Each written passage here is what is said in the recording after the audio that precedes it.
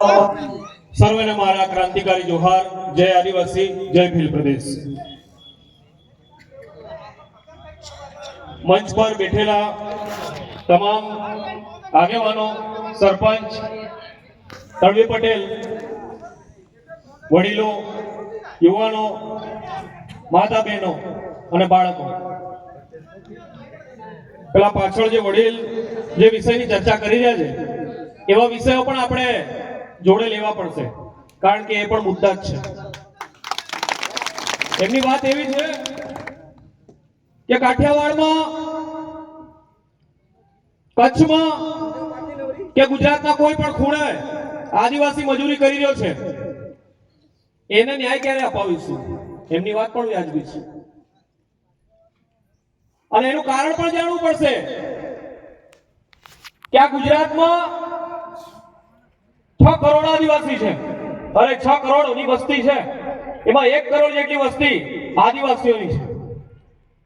1 કરોડની વસ્તી ઉમરગામથી લઈને અંબાજી સુધી 14 જિલ્લાઓમાં આદિવાસીઓ વસે છે। 29 પ્રકારના આદિવાસીઓ છે। કેટલી પ્રકારના? 29 પ્રકારના। વસાવા, ગામી, ચૌધરી, કોકણી, ડુંગરી ભીલ, ગરાસિયા, પટેલિયા, આવા 29 પ્રકારના આદિવાસીઓ વસે છે। આ 29 પ્રકારના આદિવાસીઓમાં સૌથી વધારે વસ્તી ભીલ આદિવાસીઓની છે। આ 29 પ્રકારના આદિવાસીઓ શિક્ષણના દ્રષ્ટિકોણથી, સ્વાસ્થ્યના દ્રષ્ટિકોણથી, સામાજિક, રાજકીય, સાંસ્કૃતિક બધી રીતે સુખ શાંતિ સમૃદ્ધિથી જીવી રહ્યા છે। મજૂરી કરી રહ્યો છે ફક્ત ને ફક્ત ભીલ, દાહોદ, પંચમહાલ અને મહીસાગરનો ભીલ। આદિવાસીઓમાંથી 28 પ્રકારના આદિવાસીઓ દહેજ નથી લેતા,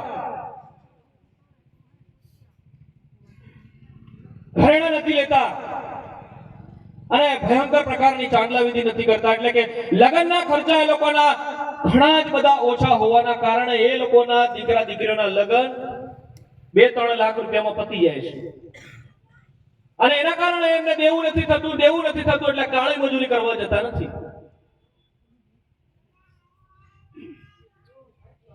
સમજવાની એ વાત છે કે આપણે ત્યાં દાહોદ જિલ્લામાં શિક્ષણનું સ્તર સૌથી નીચું છે આખા ગુજરાતમાં। 60.60% સાક્ષરતા દર છે। 10મા 12માનું પરિણામ આવે તો એ પણ દાહોદ જિલ્લામાં હોય, સૌથી છેલ્લું। શાળામાં અભ્યાસ કરતા બાળકો શાળા છોડી દેવાનું પ્રમાણ, ડ્રોપ આઉટ રેશિયો પણ સૌથી વધારે આપણા વિસ્તારમાં છે। સૌથી વધારે મજૂર માણસો આપણે ત્યાં છે, સૌથી વધારે કુપોષણ આપણે ત્યાં છે। આખા ભારતના બીજા નંબરનો કુપોષિત જિલ્લો દાહોદ જિલ્લો છે। આ તાળીઓ પાડવાની વાત નથી, ક્યાં તાળીઓ પાડવી અને ક્યાં ના પાડવી એ વિષયનો પણ આપણને વિવેક હોવો જોઈએ। કુપોષણ એટલે કે સૌથી વધારે પીડિત, શારીરિક રીતે નબળા બાળકો અને માતાઓ આપણા જિલ્લામાં છે, બીજા નંબરના। સૌથી વધારે સિકલ સેલ પણ આપણે ત્યાં છે। સૌથી વધારે સ્થળાંતર મજૂરી કરતા માણસો પણ આપણા વિસ્તારના છે। 2023નો ગુજરાત સરકારનો રિપોર્ટ છે, સૌથી વધારે ગરીબી પણ આ દાહોદ જિલ્લામાં છે। એના મૂળ કારણમાં શું છે? હું જ્યારે કોલેજનો પ્રોફેસર હતો ત્યારે અમે વિદ્યાર્થીઓ ભેગા થઈને 70 પ્રશ્નો બનાવીને પ્રશ્નાવલી તૈયાર કરી। 2500 જેટલા ભીલ આદિવાસીઓનું સંશોધન કર્યું, અમે માહિતી મેળવી અને એ સંશોધનમાં અમને ખબર પડી કે આ દાહોદ જિલ્લામાં શિક્ષણ, ગરીબી, કુપોષણ, સ્થળાંતર આટલું નબળું કેમ છે? તો એના મૂળ કારણમાં જઈએ તો આ લગ્નના ખોટા ખર્ચા છે, આપણે સ્વીકારવા પડશે। એક 20 વર્ષનો દીકરો હોય, 20 વર્ષની દીકરી હોય, એ લગ્ન કરે એના પહેલા એના માથા પર કોઈ પ્રકારનું દેવું નથી હોતું। જેવું આપણે એનું લગ્ન કરાવીએ એવું 10, 15, 20 લાખ રૂપિયાનું દેવું આપણે એના માથા પર કરી આપીએ છીએ અને એના બાળકો પણ સારું શિક્ષણ નથી લેતા, કારણ કે 10-15 લાખ એને 10 વર્ષ સુધી, 12 વર્ષ સુધી, 15 વર્ષ સુધી એને ધોવાના। એના બાળકોને શિક્ષણ નથી મળતું, સારી દવા દારૂ નથી થતી, એના કપડાનું, એના ખાવાનું, એના રહેન સહેનનું સારું કામ નથી થઈ શકતું, કારણ કે શોષણમાં જીવવું પડે છે। 10-15 લાખ રૂપિયાના આપણે ખર્ચા કરી અને આપણા દીકરાને, આપણી દીકરીને આ વારસામાં આપી રહ્યા છે। આપણે તો જીવન જીવી લીધું છે, આવનારી પેઢી માટે નિર્ણય લેવાનો છે। દાહોદ જિલ્લાના બધા તાલુકા ભેગા થઈ અને લગ્નનું બંધારણ ઘડ્યું છે અને એ લગ્નનું બંધારણ અમે જાહેર કરી રહ્યા છે છેલ્લા 22, 23, 24 આટલા વર્ષોથી આ અભિયાન ચાલી રહ્યું છે 5 જાન્યુઆરી 2011 સુપ્રીમ કોર્ટનો ચુકાદો એમ કહે છે કે દેશના મૂળ માલિકો આદિવાસીઓ છે આદિવાસીઓ દેશના મૂળ માલિક હોય તો આજે મજૂર કેમ થઈ ગયેલા છે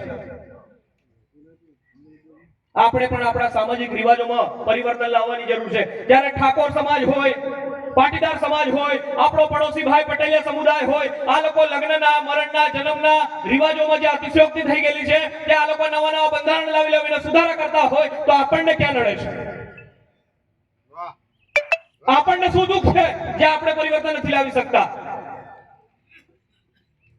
પાર્ટી પક્ષના અલગ અલગ નેતાઓ ભેગા થઈને એમ કે અમે આ બંધારણ સમાજના હિત માટે ઘડ્યું છે અને અમે લાગુ કરીશું જે નિયમ તોડે એને 2-2, 3-3, 4-4 લાખ રૂપિયાના દંડ પણ ફટકારીશું અને ફટકારી પણ રહ્યા છે તો આપણા નેતાઓ કેમ ના કરી શકીએ ગામના સરપંચ તરીકે તળવી પટેલ પૂજારા અને બળવા તરીકે તાલુકા સભ્ય તરીકે જિલ્લા સભ્ય તરીકે ધારાસભ્ય મંત્રી અને સાંસદ તરીકે પણ રાજકીય પ્રતિનિધિત્વની પણ જવાબદારી છે કે આ લોકો આ સમાજના લગ્ન બંધારણને લાગુ કરાવે 2023 થી હું એક વાત કહી રહ્યો છું કે ધારાસભ્ય પોતે જવાબદારી લઈ અને સરપંચોને બોલાવી અને સરપંચોને એક જ ઠરાવ પસાર કરી અને પોતાની વિધાનસભામાં લાગુ કરાવે કઈનો માઈકોલાલ સરપંચ એમ કે હું નહીં લાગુ કરાવું એને બીજા વર્ષે ઉગાડીને ફેંકી નાખવાનો કેમ નહીં કરી શકીએ સમાજને આટલું બધું નુકસાન થતું હોય એના માટે આપણે કંઈક નવું સુધારો લાયા હોય અને કોઈ એમ કે નથી થવા દેવું એ માણસને ઢાંકણી પાણી લઈને નહીં પણ પાણી વગરનો કૂવો એમાં જઈને કૂદી મરી જવું જોઈએ આપણને જેને જન્મ આપ્યો જેને દૂધ પીવડાવીને મોટો કર્યો જેને લાલન પાલન કર્યું એ સ્ત્રી એ માતા એ બેન એ દીકરી એનો આપણે ભાવતોલ કરી રહ્યા છે આપણને શરમ આવી જોઈએ માણસ તરીકે આપણને પેદા કરવા વાળાનો આપણે બોલ કરી રહ્યા છે ભણેલીના આટલા નાભણના આટલા નાહેગીના આટલા અરે તને કોણ અધિકાર આલ્યો પુરુષ તરીકે કે તને પેદા કરવા વાળાનો તું ભાવતોલ નક્કી કરે ચાંદલો ગમે એટલો પડાવી લો એ ક્યારે એ ચાંદલાથી કોઈ જમીન ખરીદી હોય એફડી કરી હોય કે ઘરેણા ખરીદ્યા હોય કરોડપતિ બંગલા બનાવી દીધા હોય એવું ક્યારે કોઈ સમાજમાં બન્યું નથી પટેલિયા સમાજમાં દીકરા દીકરીના લગ્ન માટે 500 રૂપિયા વધારેમાં વધારે 200 રૂપિયા 150 રૂપિયામાં ચાંદલો થતો હોય અને આખા ગુજરાતના દરેક સમાજમાં થતો હોય તો આપણને ક્યાં 5000 ને 10000 ને 15000 મેળવવાની જરૂર પડી રહી છે આપણો પડોશી ભાઈ પટેલિયા સમુદાય 3 નંગ ટોલામાં 3 નંગ દાગીનામાં એમના દીકરીના લગ્ન થઈ જતા હોય તો આપણા ના થાય કરવું હોય તો થાય નિયત હોય તો થાય પણ ડોફાઈમાં અને મોટાઈમાંથી આપણે ઉપર નહીં આયા દેખાડો કરવામાં આપણે ઉપર નહીં આયા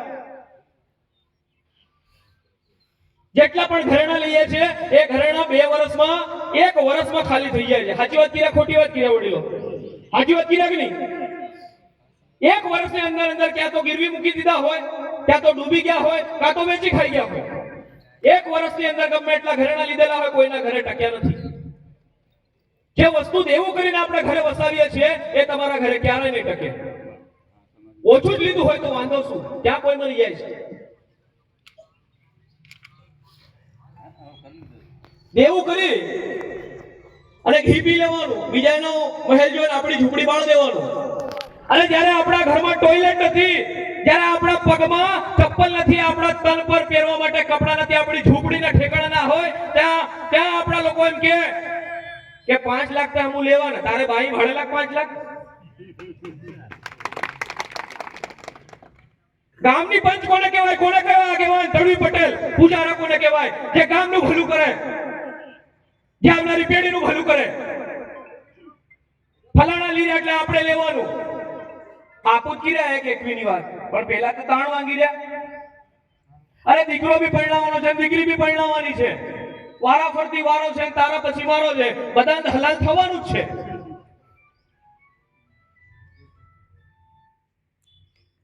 આપણે નહીં લાગુ કરીએ ને તો કોઈ વાંધો નહીં. એક યુવાન તરીકે, એક દીકરા તરીકે હું એક વાત સ્પષ્ટ કહેવા માંગુ છું. વડીલો, આપના હાથમાં કરવાનું એ કરવાનું આપના હાથમાં છે.